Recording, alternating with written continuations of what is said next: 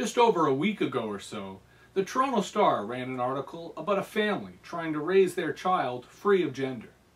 The story of the genderless baby struck a chord, and the Toronto Star was overwhelmed with traffic, responses, attention for pretty much 10 days. They ran follow-up articles about the family, framed discussions amongst columnists and readers, and all of it created quite a storm, which is of course the child's name, and a lot of attention. I followed most of this from afar, but it wasn't until I watched an episode of TVO's The Agenda on the same subject that the issue of journalism and ethics came in. Now, what I find interesting about the ethics of journalism is that journalists themselves are usually hesitant to talk about it. And in fact, it's the original journalist, Jamie Poisson, and the host, Steve Paikin, in their reaction that I find actually quite revealing.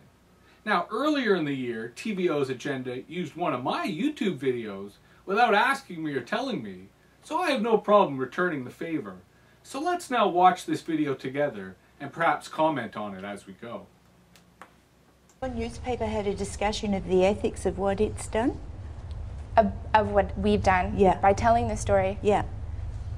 I don't know if that's an ethical issue for us. As a journalist, you know, I think we told a very fair story.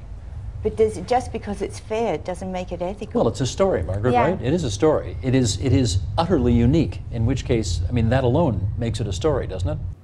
But what a dodging of a question. Yes, it's a story. But, you know, Margaret's original issue was, but what about the ethics? And this is where both Steve and Jamie kind of dodged the issue. But let's continue. I think it's our job. It's very hard as a journalist to be invited into people's lives, and you know, it's such a privilege. And then to tell their stories and to also try to get all sides of it and even shine a critical light on it. But I think, you know, as a journalist, that's a responsibility that we have to put those issues out into the public. Well, just from an ethical point of view, you'd have to ask the question, are you doing serious harm? And if you are, therefore, should you not have done this? I mean, you certainly have to answer that question, even if you're a journalist. Again, Steve jumps in, and it still doesn't seem as if we're addressing Margaret's initial issue, which was just asking whether an ethical discussion had been taking place. And rather than address that, they seem to be brushing off the side and saying, how dare you question my ethics? No, I hear you, but I mean, and we did 5 minutes to go. We didn't want to get this into a debate about journalistic ethics here, but I guess the reality is it's the parent's decision whether to open the door to the media attention. Once the door has been opened, it's her responsibility to make sure that she does it with care, accuracy, and so on and so forth. Isn't that fair? In that respect, I took a lot of care to make sure that everything was right. Yeah, I know everything. you did. No, I'm not criticising that, but except to the extent that the subject of this story is a non-consenting baby, and therefore the ethics that govern that are different from the consenting adults. Well, remember, she's the reporter. It was the editor who made the decision to go do this story, and the paper's decision to publish it.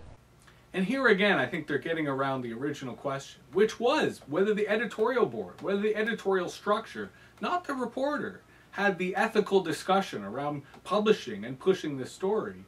And we seem to be dodging it entirely. But I think as journalists, we write stories all the time about children that parents consent to, so it's a slippery slope, I guess. Yeah, just because you do it doesn't mean that it's okay. And that's what's interesting, that, you know, the nature of the news cycle is you're always doing one story after the other, and there's competitive pressure that if you don't report it, someone else will.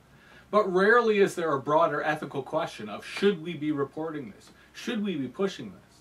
Now, the Star kind of, you know, created a phenomenon in telling the story of the genderless baby, and certainly made a lot of money because of the traffic that resulted.